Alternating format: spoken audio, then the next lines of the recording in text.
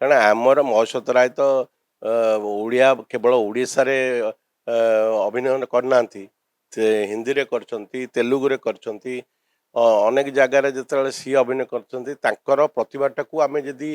ଆହୁରି ବ୍ରଡ୍ ସେନ୍ସରେ ଦେଖିଥାନ୍ତେ ତାହେଲେ ହୁଏତ ବହୁତ ଭଲ ହେଇଥାନ୍ତା। କାରଣ ସେଭଳି ଅଭିନେତ୍ରୀ ଓଡ଼ିଶାରେ ଆମେ ଯଦି କହୁଛେ ଅସ୍ମିତାର କଥା, ଓଡ଼ିଶାରେ ମାନ ସମ୍ମାନକୁ ଅଧିକ ଆହୁରି ରୁଦ୍ଧିମନ୍ତ କରିବା ପାଇଁ, ସମ୍ମାନିତ କରିବା ପାଇଁ କଳାକାରମାନଙ୍କୁ, ତାହେଲେ ଜାତୀୟ ସ୍ତରରେ ମହେଶ୍ୱତ ଭଳିଆ ଅଭିନେତ୍ରୀକୁ ନେଇଥିଲେ କ'ଣ କ୍ଷତି ହେଇଥାନ୍ତା। ଆମେ କିଛି କ୍ଷତି ମାନେ ମାଧୁରୀ ଦୀକ୍ଷିତ ହଁ ନ୍ୟାସନାଲ୍ ଲେବୁଲରେ ଯଦି ଆର ପ୍ରଚାର ପ୍ରସାର କରିବେ, ସିଏ ଯେଉଁ ଯାଇଛନ୍ତି ଆମର ବି ନନ୍ଦିତା ଦାସ ଅଛନ୍ତି, ମାନେ ନ୍ୟାସନାଲ୍ ଲେବୁଲରେ ପରିପ୍ରେକ୍ଷୀରେ